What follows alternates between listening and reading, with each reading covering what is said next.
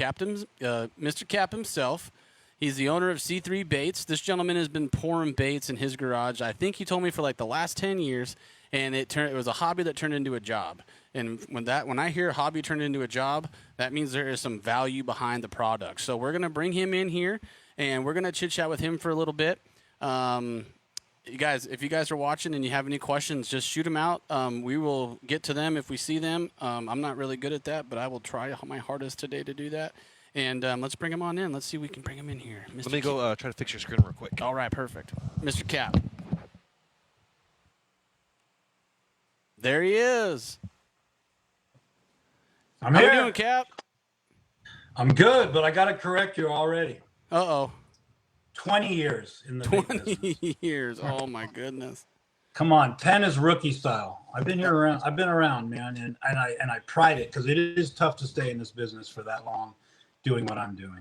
I believe it. I've seen companies come and I've seen them go, being in the industry myself, just being a fisherman, not even like in the industry. So for you to be around for 20 years really says something.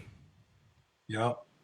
We started this years ago. I started it with a few buddies, and, you know, like you had mentioned, it was sort of a hobby, and then it turned into a jobby, and now it's literally a full-time job. I could quit my real job almost, you know, I don't want to jump the gun, but and just do this. But I've seen so many guys come and go over the years, and you know, it's too bad for them, but its longevity is really tough in this business. The competition is fierce, and you know, you're left to go like, whoa, like what's going on? But you know, you got the product, and you got the knowledge, and you got the experience on a couple bodies of water where I specialize, and you know, and I do have a really good following here locally. That's really good. I heard from you from one of your local anglers there, and he's like, you've got to get this guy on your show. And I'm like, okay, well, I didn't get a number, so I'm like, well, I'm just going to go seek him out anyway. So I hit him up on Instagram, and I'm like, yo, Cap, this is what I do. I'd love to have you on the show. Come on over. Let's chit-chat. Let's talk. Let's get to know this guy. So we're going to start that. We're going to get it going. Cap, let's talk about how you got started doing this. How did it all start for you? Where did it start? How did it start? What was your motivation? Absolutely. So, and I want to thank you for having me on the show. I do appreciate it. My absolute pleasure. Years ago, you know, I live in LA County, one of the worst counties in the world. But anyway, that being said, I live in LA County, which is fished by millions of people. So you got lots of people fishing the same body of water every day, no matter what lake you go to, right? And the national brands that you know, those robotic worm companies, and, you know, everybody uses it. And the fish get keen to certain things. So I, with a couple buddies back then, we said, let's try our own stuff. And over the years, you know, Castaic, where I live, was built in 72, the lake. And my dad brought me there when it opened, like the first month. And I was probably 4 years old. And I still live in Castaic to this day. I didn't live then, and as I grew up and was fishing with a bunch of friends, and, you know, everybody struggles from time to time on the water, I decided as I got into my adult worlds and getting boats and stuff, I wanted something different. And we started making baits, me and a couple of buddies. And anybody that's made soft plastic baits, it's time consuming, it's cumbersome. And when you got 3 guys involved, it's tough to all get together and always have the time to try to get creative. So that lasted for a couple years. That was like in 2005. So like I said, 20 years. And then I decided to do it on my own. I'm like, when I'm available, I need to be able to make bait. So I decided I'm going to do this. And I started out slow, just with a few molds, a couple hand pours, a couple injections. But the main reason, and to answer your question without going on tangents, is the bass see the same plastics every day, year in, year out. People fishing from the shore or their boats are throwing the same colors, the same presentations or creatures or worms, whatever you want to say. And the fish get used to it. You know, the same fish get caught over and over and over, and they're not going to fall for it 3 and 4 and 5 times. So in my opinion, I wanted something different. I wanted as I became knowledgeable about our local bait fish in the waters, and I started just writing things down, taking mental notes, and I decided, hey, I could do this. So I started creating colors on things I saw, and I didn't share those things. And I decided, hey, I'm going to make this color or this color, and it just blew up, man. And I couldn't be more blessed. We're talking almost 20 years strong now, and I keep evolving. If you ever stop learning, you're a moron. Pardon the language, but you got, even the most professional people learn every day. And if you give up on learning, you're just giving up. And I don't give up. I'm not a quitter. And every day, even after 20 years, I'm still in this shop thinking of the next best color, thinking of what flake can I add, or maybe change a bait that's out there right now to make it better. And that's just sort of was my, gumption to get into it. And here we are today. Rock on, man. So, without giving up too much of the juice, like, can you kind of go over what kind of, like, when you first started, you were talking about how you kind of dialed into the forage in your local lakes, and you're starting to see things that possibly people that don't fish those lakes are seeing, that also own a bait company, and they're trying to implement these different colors into that ecosystem. But like for instance, here in Arizona, you go to Pleasant, if it ain't morning dawn, you might as well just keep the boat on the trailer. You know what I mean? Yeah. So, can you kind of explain, without, you don't have to give up too much of the juice, but just trying to figure out exactly, is it more of I don't know, do you guys have herring? Is it more of a gizzard? Is it just a basic shad pattern? Yeah, I got you. And like you said, I mean, we spoke. Morning dawn is a money color in Arizona. I can't make it fast enough for the guys fishing Havasu and Mead and all those lakes. Yeah, man, that pink and purples, like I said, are just money out there, and it's actually become pretty prevalent here as well. But yeah, well, like you said, catching when we're fishing for whatever, over the years. I'm not saying in my last 10, but say I'm bait fishing for striper, and I catch a sculpin on a piece of mackerel or a piece of sardine, and I'm like, wow, a little 3-inch little bait fish swimming on the bottom of the lake. What is that? And I learned about sculpin and gobies, and we have those, and we even have freshwater shrimp in Castaic Lake. I live a mile from the lake, so this is like my home lake. I do branch out and fish a couple of others nearby, but when I started seeing these type of fish, I'm like, okay, and I would take pictures of them, and I would try to duplicate what they look like. And some guys would say, what the heck is that? What are you trying to make? I'm like, just try it, and it became a passion of mine to try to one up the competition. Yeah. And it still is. I mean, like I said, I'm not the only game in town. I pride myself, I've been here the longest, but I know there's lots of guys on my coattails chasing me down, and I have good friends that are competing against me, and I have guys that don't talk to me that are competing against me. And that's all good. We all have our own path in life. But as far as the bait fish in our lakes, we have threadfin shad, we have silver sides, as we call them. Like I said, freshwater shrimp, gobies, and sculpin, all these tiny little things that dart in and out of the rocks.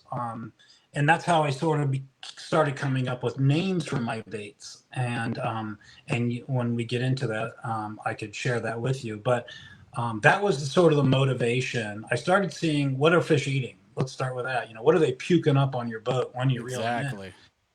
And some people just kick it to the side, throw it overboard. Oh, that's disgusting. No, that's research right there, dude. You pick that up, you put it in a baggie, and you take it home. You take it to your shop, and you magnify it, and you see what's in it. It's disgusting, sure, but not to guys. We're like, whoa, this is cool.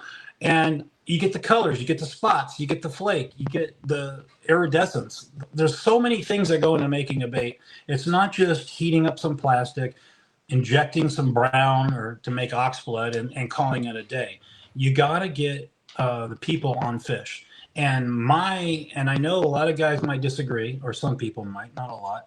Those that are serious about bait making, like myself, I want people to catch fish, right? This isn't my only job. I've been with a telephone company for 35 years, right? That's my bread and butter. This is helping people catch fish. I turned it into a little side job, but I get a kick out of a guy calling me and saying, "Hey, Cap, I use such and such bait, Neptune shad, and I caught so many fish. It was crazy, and I really appreciate you putting me on fish. My son was out there and just maxed out. We caught so many fish. That's why I do it, man. It really does. I get a kick out of the feedback, I should say, from anglers. That's huge, and I think a big part of like what you did right was listening to what the people had to say. Like, hey man, this is working, or hey man, this isn't. Quit trying to beat a dead horse kind of thing, which I see a lot. Just walking through tackle shops. Like you can walk into any tackle shop today. You can even look online, and you got like I was at ICAST this year, right? And everybody's talking about ICAST. Everybody had some kind of like cube bait that they just came out with. And I'm like, okay, that's wonderful. You guys all have that, but where's the new stuff? Where's the stuff that's like, and what I'm trying to get at is that you can walk into any tackle shop and you can find one specific bait you're looking for, and you've got 16 different brands to choose from, and every single one of those brands has the exact same pattern. It's just got their different name above it. And so here's the difference.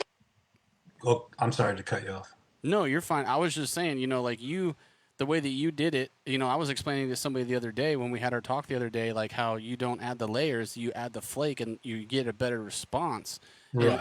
It's amazing, it's just, and you've gone to the point to where you're thinking of like you just explained, you had this guy, he's like, what is that supposed to be? And you're like, just throw it. And then he's probably hooking them, he's probably whacking them because nobody else anywhere else took the time, did the research, and produced a product that's going to catch fish. And that brings me back to the competition. Like I said, anybody could order a bucket of plastic and melt some down and add some coloring. And it's great for the hobbyist, the guy that wants to just do it for himself. But when you're trying to, make baits, and I consider myself sort of large in that. I mean, I have my stuff in 5 different shops in brick and mortar stores, and each of those stores can call me and say, "Hey, Cap, I need 400 bags as soon as you can." So I have to have stock. So if I'm not at work on my normal job, I'm in here. And you're right. There are so many national brands that carry oxblood or green pumpkin. But, by fishing local waters that I do, I've learned what oxblood or green pumpkin tones I'm looking for. I learned what the earthworms that come out of the bank look like. And, black and blue, say, is not a huge color here. It's a great night color almost anywhere. But I got guys in other states, they can't get enough of black and blue. But here at Castaic, it's more of an oxblood with red flake. Is just a money color on most of our bodies here. So, yeah, it does take a lot of experience, knowledge, and on the water, I call it TOW, time on the water, to learn what the fish want and give them what they want. And if I tell people that are very novice fishermen to professionals, give this a chance. If you don't like it, give it back. I'll give you your money back. And I've never had to refund anybody's money. So that tells me what at least I know, and I hope, that I know what I'm talking about after 50 years of fishing the same bodies of water. So it is a good feeling. That's awesome, man. And we did have a conversation prior. Let's kind of talk about the process on like making how it works, right? Everybody gets their jug. I'm familiar with like Plasticil, but I'm sure there's other kind of compounds that you can use. And the process that it takes is not, it like you were saying, it's time consuming. You have to heat it up and do all this other stuff. I'm gonna let you get into all the details, but it kind of like walk us through like a single bait start to finish.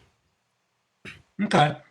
Well, it'll all be, shortened, because if we were to make anything, it would take too long. But I'll show you. Basically, what I do is you order Plasticil, like you just mentioned, right? And I get it in 5-gallon buckets, and I get them like 40 or 4 buckets, 5 buckets at a time. The buckets can come in different strengths of plastic depending on what you're making. So if you're making, like a little straight tail worm straight, you want it soft. Or if you're fishing, like this is my Flukenstein, you want it a little stiffer, to hold up to a little bit more combat on the water. So they sell different strengths of plastisol, all the way up to like rock hard, swim bait guys. They use even more stronger stuff than plastisol. But you start it with plastisol. It looks like milk when you pour it out. It comes out, and I use like a 4-cup batch. Right, is my generally smallest batch, and this was a white batch as you just saw. Mm-hmm. So this is a 4-cup Pyrex. I fill it and I heat it in the microwave, right? And you got to get it to like 320 to 360 degrees, depending on what you're making, because it really does make a difference. And once it's heated to where you want it to go, you add your glitters, and your pigment. I got every color under the sun of flake. I got usually like 3 to 4 or 5 different sizes and shapes of flake in every color you could possibly think of. So I have a board here that has hundreds of jars of flake. Getting back to what you mentioned about the Morning Dawn, I don't like to do tricolor pours, dual color pours. I can, but when I'm making hundreds of bags, it's just not worth it for a guy like me by myself in the shop. I compensate for that with flake. And I get like a Morning Dawn in your example has pink, purple, blue. I add those flakes. I've never had anybody say, "Oh God, I wish it was a vein of purple or blue." So anyway, once you get all your stuff heated, I have a chamber over here that sucks. It's a vacuum chamber, for better words, and it sucks any air out that might be in the plastic. And once you get it crystal clear and the color you want, you'll inject it in like here's my Flukenstein mold. For lack of better words, everybody knows what a fluke looks like. But I changed this one a little bit. So when you inject it on this one, it's coming down the top here and it's spreading out to each side. I think this makes like 26 different baits at a time. So when this is clamped together, you inject it, and then once it's cooled off a little bit, you come out with something like that. And I redesigned this fluke. A lot of people are like, "Oh, fluke's a fluke." Well, it's not. This is the Flukenstein, and people like to make fun of that name because it is sort of silly and funny. But I did change some things from the original national brands. I added a crease in the tail, and I added a crease here. This thing is, and I lengthened these little forks. So when this is jerked across the top of the water, you could fish it on boils in open water. But what we're also doing with it is fishing it on top of like frog patties if you have some weeds. I make them in any color, like any bait I do. But just to get back to your question, so once you get your baits out, you hang them to cure, as you see behind me here. These are all flukes. Ghost is the color. It's white, obviously. And that's the most common color. I do make them in many colors, though. And any of my baits come in any color. So somebody could call me and they say, "Hey, I know white is the best in the Flukenstein, but I want a purple worm with green flake." I can do it. That's what independent guys are. We are most are the good ones. I will make you your custom order. You got to order maybe 2 or 3 bags. I don't ask for 20 bags, or those national brands will ask you for 200 bags. If you want to order a couple bags, you're the boss. I work for you. So that's how that comes out. So then once you get your baits out, I hang them. This is just to cure a little bit before they go into the bagging process. And I have my buddy Blake and my brother Andy. They come out and they help me bag things up, and we label them and tag them, and we get them into the shops. It's just been like a cycle, And so as far as answering your question, I've probably been rambling too long, but that's the gist of how a bait is made. Nice. And I watched videos and stuff like that. I'm sure any angler that's curious about doing it, trying to save a buck to do it yourself, like you mentioned, to call the hobbyist. I have there's a color that my buddy here locally has, and I was at his house and I was like, "Dude, I've never seen this before." He goes, "Well, that's because I pour that." I'm like, "Do you got some extras?" He's like, "Yeah." First cast, dink, and it was just and that's the power, like you said, of the independent dude. You can go out and you can be like, "Hey, I want this, and it's this." Something the fish haven't seen, 100%. And then, like you said before, you can only catch the same fish about 10 times on the same thing before he gets worried about it. So, but I mean, I saw nothing. Go ahead. I said I saw nothing but action on the back end of that Flukenstein, man. That thing was just jiggling the whole time you were talking. Oh, I'm telling you, man. And a lot of my baits are like that. A lot of guys are, swim bait, big fish, big bait, big fish guys. I'm not that way. I've caught plenty of 10 plus pounders on 3-inch baits. Um, One thing I don't do, and some people have asked me, like, do you have scent in your baits? And I'm like, no, because I tried it one time, and then somebody grabs a bag of your baits, right? And they open it up and they take a big whiff, and you're like, whoa, God. The problem with scent, especially for a guy like me that makes them in his shop where I live 12 feet away, depending on the scent, it could really destroy your garage or your shop. No matter how much you try to put it in bags. So I gave up on the scent. If you want to get max freaking, fish, you just fish the way it is. And if you want to add your own scent, I tell people, like, they'll say, hey, can you do this with a green tail? No, but you can buy yourself a marker pen or a dip and dip it. And people love the simplicity of my the way I do business. I don't like kiss butt, but at the same time, I'm also want to do everything I can to make somebody happy. I got guys with kids that are 3 years old. They just want to get on a fish. I have certain baits I would give them, or for the more competitive angler that's got demands from me and like, hey, I need this, I could do that too. So like I was telling you, being an independent bait maker has brought me from, each side of the rainbow. And I just, try to keep up and and try to keep my normal job and career going until I could take that golden parachute and retire. Yeah, that's what I'm talking about. Amen, brother. Well, Exactly.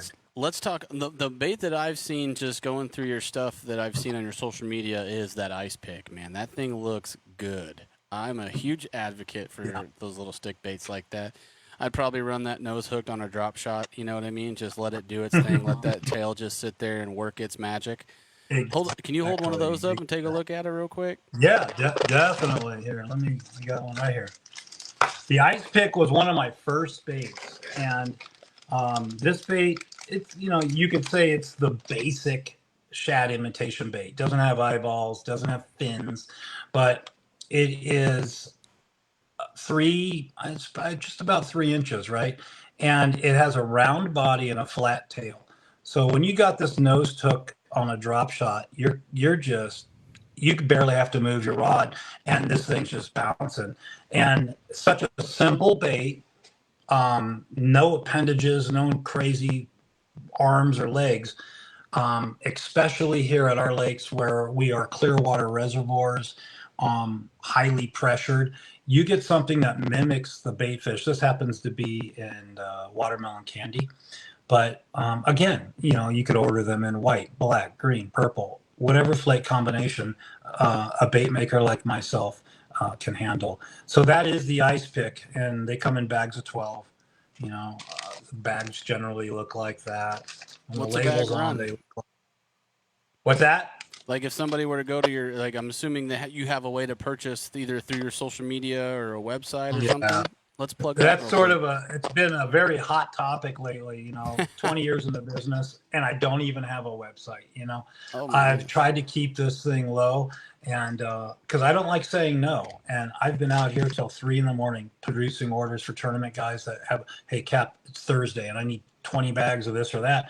And like I said, I have a normal job. So I do, I got my, prospect and my brother working on it. We're going to get a website together this year. But right now, if anybody wanted to order, you could contact me through Facebook at C3Baits or Instagram or at cccbaits@gmail.com. Or if you have my phone number, you can call me. I always include my card when I ship out an order. I ship right here from the garage. A lot of the locals will just pick up from me and save the shipping. Rock on, man. That's what I would do. 100%. Yeah, exactly. So so you've got a plethora of stuff. I kind of stalked you the other day, and I didn't see one thing where I'm like, I don't know about that. I mean, what is the bait that you're most excited about? What's the one that really gets you going? You're super proud of. You put some time into it. I mean, I'm gonna take a shot in the dark and say it's a Flukenstein, but if it's not, go ahead and correct me. That's definitely top 5. I'm going to give you that. I probably have 30 baits in my stable. Of those, 10 are hot sellers.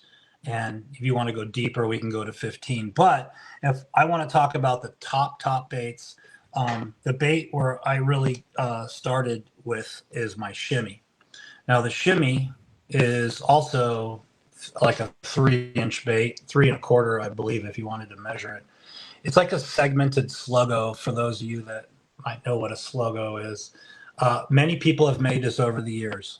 It's not my creation, but I have changed it to make it my own. It's a segmented bait, so it does have 2 little ribs in the middle there, and it narrows to a tail. I nose hook this, but the best way, drop shotting, but the best way to fish this bait is Carolina rigging it. I use a number 2. I use the rebarbs myself. You could use any worm hook with the keeper. That's key with this bait. And I will just drift it along the shoreline. So the shimmy would be like my bread and butter. It's my flagship bait right there. You said the ice pick, that would be second. But yeah, shimmy is what put me on the map. And I was making those. I was hand pouring them for years, and I still do on certain applications. But I've had molds made of this, and so I'm able to inject them and make them faster. So that's a shimmy. The robotic company, I don't like saying their name because it's a bad word. They stopped making curly tails for a short time recently. So I jumped on that and I made a 5.5-inch curly tail. Now I call it the Curly Sue. It is really close to that national brand, but I made some changes. This bait right here is just reeling in fish left and right. So I'm really proud of this one because of the timing that I brought it out and why I brought it out. And then I heard since then that company might have started making them again, but it hasn't cut into my business whatsoever. So that's the Curly Sue. A couple baits that become, we all know stick baits, right? You fish them, especially Arizona, in the Delta. There's all these people that love stick baits, and we love them here too. I have my own. I call it the kicker stick. That's a 5-inch, basically not a duplicate, but very close to the original. And then I have the Slim Pro, and that's the thinner version of the national brand. Now, I want to tell you the difference between mine and the national brand. Price might be the same or a little cheaper through me. But when I make these, now these baits sink, right? So I add salt. That makes them sink. Those national brands, they will add sand and salt. Okay.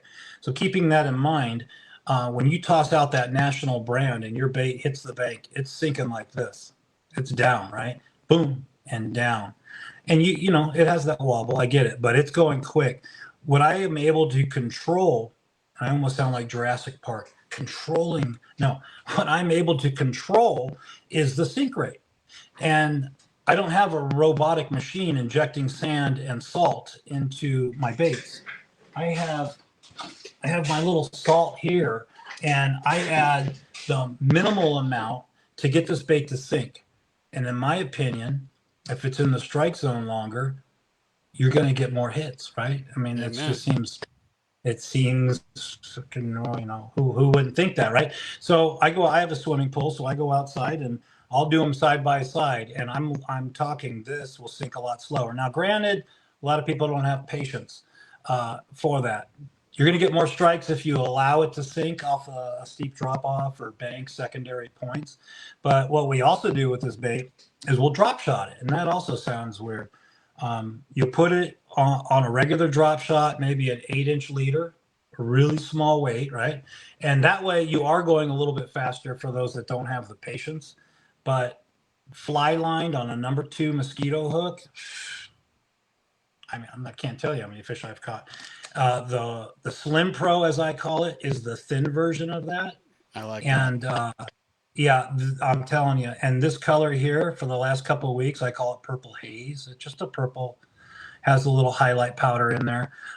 That bait has accounted for dozens of keeper fish in the last 4 or 5 trips for many people, not just myself. So those are my stick baits. I have longer baits. You know, I have a bait I call the teaser, which is basically your 6-inch straight tail worm. And I have a reaper bait. There's a lot of old school dudes. Not a lot of people fish the reaper anymore. I have the ridgeback reaper, and it has a spine on it, so it does have a ridgeback. That's why we named it that. And what I'm getting at to close this whole spiel of mine is guys like me. Okay, I just said it's a regular straight tail worm, right? But you can't walk into Walmart or Bass Pro and get the colors that are working on Castaic or Pyramid or Piru or any lake around here. And then when I get requests, any lake by you, Havasu, Morning Dawn, right? I can make this in any color, and I could sell you 1 or 2 bags where you're like, good God, I wish I had Morning Dawn with purple flake and maybe some green. You call me, it's in the mail in a day or two. So that's where independent bait makers come into play. They curtail to the avid angler as well as the beginner. I wanted to add another. Sometimes people will call me and they'll be like, hey, Cap, I don't know what to do. I know you're catching fish. I see your post on social media. Everybody's using your stuff. I offer these boxes. And it's just a small plano box, and it has 5 little slots, right? And what I'll do is I'll fill this if they want me to suggest, or they can pick their own colors. I call them a combo box. You could do, say, a straight ice pick box, or you could have, I have like 6 baits that are under 3 inches that will fit in here. I didn't talk about the stink pickle, but let's get back to this. So you could order this, and they go for anywhere from 35 to 50 bucks, depending on the baits you're ordering. And you're getting a full bag in each slot. And I'm giving you the box for free. These aren't cheap. And you're going to get that. And then what I also do is I label each bait in here. Like, okay, you ran out of that. That was the watermelon ice pick. I need to get that. So it gives people an idea of what they need to reorder when they run out. One more bait I wanted to show you that I created. I had a mold made, and they're not cheap, trust me. It's the stink pickle. It has a funny name, I get it, and I really had struggled with naming it that, but I think it's funny, and it does get a lot of guys talking. So the stink pickle is another small bait, 3-inch. It's 2.75, I think. It's a bad example there. It has 2 forked tails, so similar to the fluke. You can't see them. They spread apart when you jig it in the water. Where's my camera? There it is. So these little things, they flare out. A lot of guys will wacky rig this bait. It's really thin in the middle, so it has a bulbous head, right? And it wobbles. I mean, the wacky rig on this is insane. Or you could just nose hook it. But back to the bait fish in my lake, the needle, the silver sides in my lake, forget about it. Mimics them perfectly. So this is my natty shad color. It's pretty much a gray with gold and black flake. You can get it in any color, of course. That's something people will call me, hey, Cap, can I get such and such bait in this color? I'm like, you can get it in any color. Or they'll say, do you make this bait in this color? Yes. The answer is always yes. And if it isn't yes, it will be yes in a couple of days. So that's where I pride myself. I could produce. I got people picking baits up late at night, and I even deliver baits on the water if I'm on the lake for them. So it is cool. a neat little contact people got with me. It makes it. I just see it being really personable to do business with you, and you kind of have that like humbling feeling to where you're just, hey, like I do this too, man. Like this is I started this because I love doing this too. If you're gonna be here tomorrow, I'll meet you at the boat ramp at first light, and you can pick them up. Absolutely, yeah. People stop me in line. Hey, you got anything? Yeah. And then I recently bought a boat like 2 years ago. I bought a new boat, which of course, as we know, boat prices crazy. Mm-hmm. And I said, you know what? We only live once, right? And that's right. My late wife said, you deserve it, so I'm like, I'm going to get it. And so I got it, and it's not wrapped yet, but I'm sure that's coming next. But I got a Z21, 2023. It's got the 250 Merc on it. It's my dream boat, man. And those that see me on the water, they recognize it. It's black and blue. And I love it. There's nothing about it I would change. And I just think once you find a passion for work, then you don't work a day in your life. That's the way I look at it. That's awesome, man. So just a general question that kind of just hit me in the face. So have you had the privilege of catching your PB on one of your own baits? My PB on one of my own baits. No. No. I'm being honest, right? Yeah, Going honesty is key.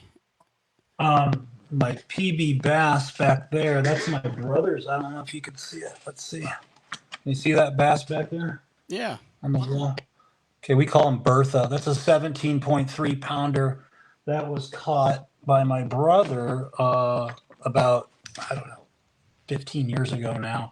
My PB is a 13 and a half pounder I caught here locally, but I was using live crawdads back in the day when we were still using live bait. They don't allow it anymore. You can't bring live bait into the lakes here anymore due to all our water restrictions. And, you know, we're in a tagging situation where you got to be tagged in and out of our lakes. So I don't know if can you kind of break that down? I'm not familiar with that. It's a nightmare. It's LA County again, like I introduced it. So the quagga mussel, I'm sure you guys got it, and I know it's in the Colorado River, right? We got them. Cleans the water, right? Well, here, Castaic Lake is a drinking water reservoir, so they remind us that all the time. I'm a volunteer at the lake, and I'm a part of the Friends of Castaic Lake, and we do things to help the lake. But it's gotten difficult over the years with change of management and direction. But the quagga mussel, as you know, they will grow on top of each other, and they clog pipes. Castaic Lake is a drinking water reservoir, so we have to shoot water down to the valley south of us all the time. And we get water from Pyramid Lake, which is north of us. Well, these mussels get into the lake and they clog these pipes, and then we have to spend millions of dollars, as they say, to clean them. And so they've done everything they can to make it impossible to fish. So for the last, I'd say, about 10 years now, when you go to the lake, if you've never been here, they will pull you off to the side and inspect your boat. If you have one drop of water in your boat and they make you lower your engine, they look in your live well, they touch your carpeting. If you have one drop of water, if your boat is damp, you will fail. And they've marked you on a list, and you cannot come back for 8 days until you dry out your boat. 8 days. If you do pass that inspection, you can go fishing. When you leave the lake, you got to stop again at that same kiosk, and they will band your boat. The nose of your boat, the eye, they put it to your trailer with this thin metal band. You can cut it if you wanted to, and it has a number on it. And if you come back to the lake, say the next day, and that's missing, you'll have to go through that inspection again. Where it really screws guys, locals like myself, I fish here and I fish at Pyramids. They allow the tag to go between those lakes because they pump water back and forth to generate electricity. But guys say on a tournament day, coming from out of town, they just fished wherever and they lower their lower unit and it drips water. They fail. They can't go fishing, and they send you home. And it pisses a lot of people off, I tell you. So that's what we're going through here, at least in Castaic. I know a couple lakes here in Southern California are going through this. It's the way the state is run. And I don't want to badmouth it too much, but I'm not a happy camper. But luckily, I live a mile from the lake, and so I do jump through those hoops, so I can continue to fish it on a daily basis. That's awesome, man. That's really weird that they banned your boat, but I mean, like, I can kind of see it. I know I fished Lake Mead last year on the One Bass Series, and I was a AAA, so I didn't like pull my boat up there. I don't have one to pull, but on the last day of the tournament, Game and Fish was sitting there, and they're like inspecting each and every boat that comes out of this water. And I mean, that's just a lot of time and resource to go through, and you have to pay those people to do it. And you know what I mean? People are like, well, I'm not going back to that lake because I have to basically give up my firstborn just to fish it. So I'm not really too intrigued about doing that. I mean, we're getting kind of off topic here, but I'm from angler to angler, like you have these conversations all the time. Yeah. No, the hoops we got to come go through. Something to get rid of these things. Well, it's inevitable that this mussel, because every now and then they come out, a scuba diver found one shell on a rock in 300 feet of water, and oh my God, the sky is falling. We have another lake nearby, about 30 miles from me, called Lake Casitas, great body of water. When you go there, you have to go through a steam cleaning process that I believe they charge you for, and then they lock your boat with a lock onto your boat, and you can't come back and fish for 30 days. So just That's imagine insane. that. It's like, what are we, like, not in a free world anymore? And once you pass your 30-day quarantine, you can go and fish as many times as you want. And when they leave, they lock you, and you can only fish that lake. So as great of a bass fishing place that is, it's just not worth it for a lot of folks, especially when I live a mile from this lake. And it is just a sign of the differences in states. Our lakes close at sundown. You can't go fishing after dark, and other people on our What? Facebook pages, yeah, I see, just like you. They're like, what? Exactly. Whoa. No, you can't. And they close them. And if you're there, you get arrested or trespassed. It's crazy. It's nothing like anywhere in the country. Living here is really tough. What if you have a motor issue or something? As far as what? Like you're on the lake, and you just pull your trolling motor up, getting ready to leave, and your big motor don't start, and you're a mile away from They the boat. have, well, at least here at Castaic, we have lifeguards that you can call the office and they'll tow you in. Castaic Lake's not huge. I mean, it's big, but it's not huge. And they can get to you within 10 minutes. And then they're only there, though, during business hours. And at Pyramid Lake, they have LA County sheriffs up there. They don't have lifeguards, but if you were to break down, if a fellow boater couldn't tow you in. Yeah, so, it is crazy when, your reaction is what I get from most people that don't live here. It's like a third world country, California. It really has become with our government. And, I don't want to get political, but it is really tough just to be an angler and to enjoy the lake that we have. It's so many hoops you got to jump through. And if you don't want to jump through them, they say go fish somewhere else. That's crazy. Because, at the end of the day, your tax dollars is what's maintaining that lake to begin with. Well, exactly, right? And our fishing licenses, all that good stuff. Mm-hmm.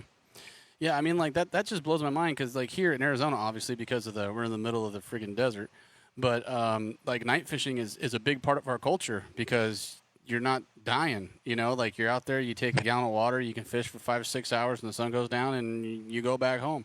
We actually have, we have Wednesday nighters every Wednesday. We have Thursday nighters every Thursday.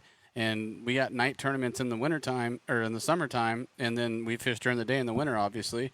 But that's just such a big part of the fishing culture here in Arizona that just kind of blows my mind.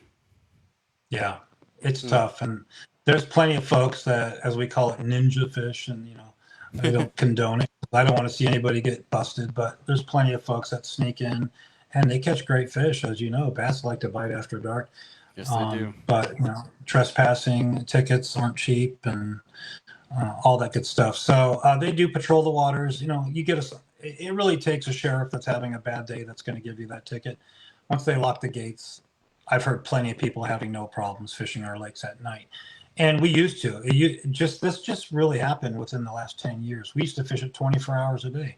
They have a pier they call the 24-hour pier if you were to look it up on the website, but it's no longer the 24-hour pier. It's, sun up to sundown pier. And we had a giant fire roll through here in January. I'm not sure you've heard about it, but I mean, I got evacuated. The whole neighborhood did. It was terrible. And it burned all the way to the shore, all the way around the lake pretty much. And it burnt all the railroad ties and guardrails that lead to the kiosk. So they've failed a couple inspections already, is what I'm told, on trying to reopen. And then the naysayers say that, no, they're failing them on purpose so they can qualify for some federal grants as a disaster from the fire. Now, the fire happened in January. We're 6-7 months after the fire. There's nothing wrong with that entrance road. Many people have driven it. And so we scratch our heads, and they got us cramped. So our main ramp, what I'm getting at, is not open. It hasn't been open since January, which is a giant, well-functioning ramp with rental boats at Castaic. They put us into the spare ramp, which is basically 3 boats wide. And as you know, probably where you live as well, wakeboarders and jet skis and all them, they also want to use the water. And it becomes a circus on a Saturday, Sunday. I just stay away. It's just too many people, weekend warrior type people, not, really appreciating other people's property. So just got to keep your eyes out and be aware of your surroundings. Hey, man, I got you there, man. So, You said you're in a couple of like tackle shops here locally. I'm assuming these are just folks that have fished your product and they're like, "Yo, man, we got to get this stuff in here." If you want to, go ahead and kind of throw them up and give them Yeah. some glorification. So the first one I got into years and years ago, it's called Tackle Express. They're in Santa Clarita, California, on Soledad. Chad is the owner. Great guy. Great group of guys there. Harry, Logan, and all those folks. They're great. I've been in there for 15 years. I did Bob Sands Tackle. They've been around for 50 something years. They're in Van Nuys, California. And Aaron's the owner there. Great group of guys. Tackle Shack USA. They're in, well, it's considered Los Angeles, but it's basically called Sylmar in the Los Angeles area. It's only like 20 miles from my house. Tackle Shack USA, they carry my baits. And then the Fishing Fools, which is another long-time saltwater, freshwater type place, old school guys. And they're in Granada Hills, California. Other than them, I have an online presence at thebaitmerchant.com. And he's a fellow friend of mine that does a bunch of buying and reselling. Personally, you think, why don't I have a website? And I'll tell you, the main reason is, as I told you, I've been with AT&T for 35 years. That takes most of my time. And to come home to hundreds of orders, I just wouldn't be able to produce. So I like to keep it personal, more personable, one-on-one, talking with each customer of mine. And I'm sure I lose sales that way because guys have a few brews in the middle of the night and they want to order some baits. I don't need, like I said, it's not my bread and butter. Eventually I will. We've been really talking about this year, especially when people hit me up and they're like, well, what baits do you offer? What do they look like? What colors? And I always have to send them 57 pictures, and that gets old. So that's coming. That's coming by the end of the year. I promise all yous, I will have a website that you can at least look at my stuff and have another place to order them from. Rock on, man. Also, do you have anything new coming out that people could get excited about? One of the newer molds that I'm waiting for delivery, I get it, I believe Monday, is going to be my Joe Boo bait. I don't know if I showed you that. Well, that was that straight tail, but I made some changes. So it's a 4 1/4 inch straight tail worm. So nothing super exciting, right? But, okay, I don't have one right now. Just picture a 4 1/2 inch straight tail worm that is, here it is. So you got a round body, round to oval head. Okay. So, if you're looking at it quick, it just looks like a round body. Mm-hmm. And what I changed on this bait is I flattened this out. There's a seam here. So this is going to be liquid fin all the way to the end. Okay. And all my new molds I make or have made, I always have my logo or C3 stamped on it. So you're getting an original. This bait is accounted for thousands of fish. It might not look like much. And even this model, the fluidity of that tail when you're, I test everything in the pool. It's just, you don't even need to move your rod tip. You just hold your rod steady. The current just makes this thing jiggle. Very similar to the ice pick, but this is a longer tail. That would be the next thing coming out from C3. After that, who knows? But I think you had mentioned earlier, to stay in this business and to stay relevant, you really do got to change with the society and with the angling community. And while baits I have lasted the test of time, which is great, I always want to keep people interested and excited. So every year or two, I'll come out with something brand new that they haven't seen. And it might hit, it might miss. The stink pickle was a couple years ago. I got a great following. There's a genre of people that just love that bait, can't get enough. And I have other people that don't even want to fish it. So you gotta, if you're going to be successful, you gotta, please everybody. And it is tough. It is. And I can't. But I try. And like I said, I got like 30 molds. But I like to keep 30 different baits. And some of my more popular baits, I have 12 molds of that I can make, 200 baits at once. So it does come down to supply and demand. And when there's a demand, I supply. And I like to just keep people interested. And looking at my or at my social media. What's Cap coming out with next? What's he using today? What did he use yesterday? Because I'm fishing tomorrow. Exactly, man. Excuse me. You're yawning. I I'm know. boring you. I know. I've been Yeah, up. here we go. Cheers. My electricity went out last night, so I didn't get much sleep. Oh, But I was watching a lot of your stuff that you have on your Instagram, and like you're just jamming out in the garage, dude, pouring baits. You know, like that's just so personable. I loved it. I was laughing. Look at this guy, dude. He's just living life, man. And I'm gonna let me show you something. I'm gonna take this up real quick. So yeah, like you said, I'm in my garage. So this is like where my colors are, right? This is all my glitter, my inks. There's my microwave, one of a few that I have, and then over here is where I keep my stock. So in these boxes, you have, they're labeled with colors. So I keep these as full as I can to get ready for the shop's order. There's my biggest striped bass. That's 22 pounds right there. that's a big one.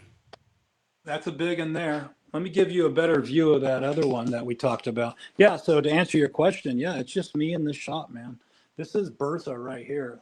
That is a fat bass right there. Yeah, so that was 17. 17.3 or 4, yeah. That's and then insane. this down here, can you see that picture of me holding those fish? Mm-hmm. Okay, that's a lunker stick back in the day. This was before we had the clips. So I know I get a lot of hate mail. Why do you got those metal things? Those fish are all alive, and they were all released, and I have video on my YouTube for it. But that was I believe, a 57-pound limit in 5 fish, and that was caught at the lower lake. And this fish right here is my biggest bass ever. But these were all over, I think that one might have been 9. But, so over the years, there's the fish up there, the big one. It's crazy. But yeah, it takes a lot of stuff to be successful, and a lot of time. And I have a 2.5 car garage, so it enables me to sit here and make baits. It's crazy because some people will think, God, I thought you were in a big warehouse somewhere pumping out. No, it's just me here with one microwave. So you can only imagine if I'm supplying 5 stores with baits on a weekly basis, monthly basis, that it's constant. Yeah, I'm in here, and my friends know. And hey, you want to come over? I got to make baits. If I'm not at work, I'm in here, and if I'm not in here, I'm sleeping. So that's sort of been my life, but it's fun, and I wouldn't do it if I didn't enjoy it. That's right, man. 100%. 100%. Well, we're getting ready to wrap it up here. Is there anything else you want to kind of go over or discuss before we get off? No, man. I appreciate you having me on. You hit me up again in the future if I have anything new. I'd love to share. And anybody can get a hold of me on Facebook, Instagram, cccbaits@gmail.com. I do have some business out in Arizona, so it is nice to get orders from out there. And I like to reward orders too. First-time customers get bonuses in their packages. So I do appreciate everything. I do appreciate, and I do expect an order from you too, my friend. It's coming, buddy. I got you. I got you. I'm gonna get one of those new ones with that liquid tail. That thing, that Morning Dawn brother gets it. Give me 27,000 bags. There you go. I get that mold on Monday, and I get 2 actually, so I can make like 55 at a time. I'm excited. That's why. I buy in bigger molds, so I don't have to spend so much time in the sweat box. But it's worth it.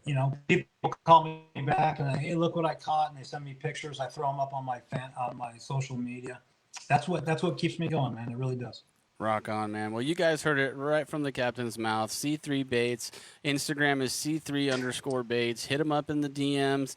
Place your orders. If you guys haven't going to look to see what he has, like he said, he does have the option to kind of send out and show you what's going on. But always go through his feed and just kind of see what's he got going on there.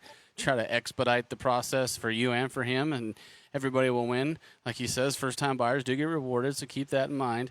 And he is a mom and pa plastic pouring business out of his garage. He lives a mile from his home lake. He hasn't moved since he was a boy. He's a grass-rooted old guy, not old as an age, just like the good old boy club. And he's a humble guy. You know, you guys watched the video, you guys have seen the live, you guys have got to know him a little bit. Give him a chance. You know, like you never know. Like he says, it's something different, something you haven't seen. So be sure to reach out to him. You can reach him on Facebook. You can reach him on Instagram. And if you guys can't find him in any direction, let us know. We will get you guys in touch so you guys can make that connection. And yeah, that's it, Cap. Thanks for coming on, man. I really do appreciate taking time out of your day to come in and just share your knowledge and kind of go over exactly what you do, why you do it. And, like, showing your baits was huge. I was really excited about that because I haven't seen them all, and I knew you were going to have some stuff in there. So thank you for that. And just your time, because time is everything, especially when you work for yourself. Absolutely. I appreciate you having me. And like I said, hit me up in a couple months or whatever, weeks. I'm always available, and I'd love to share the knowledge with all the new gens. So sounds great, Cap. Well, you have a wonderful weekend, man. If you're going out, be safe. And I'll be in touch. I'll probably reach out to you over the weekend or next week and get to chit-chatting. Sounds good, dude. I appreciate you. Take care of yourselves. Thanks, everybody. My pleasure, Cap. Have a good one. Bye-bye. Oh, man, what a show. That guy, he was so cool. I thoroughly enjoyed the conversation. It was great. I loved it. Like I said, if you guys want to reach out to him in any way, shape, or form, you can find him on Instagram at C3_baits, or you can hit him up on Facebook at C3baits. And place your orders. Try it out. Something new, something different, something your home pond's never seen. And 9 times out of 10, that's going to produce. So check him out. Take a look at him. Cool guy. Family-owned business. Support that at the least, you know. So before we get off here, I do want to go over a couple more things.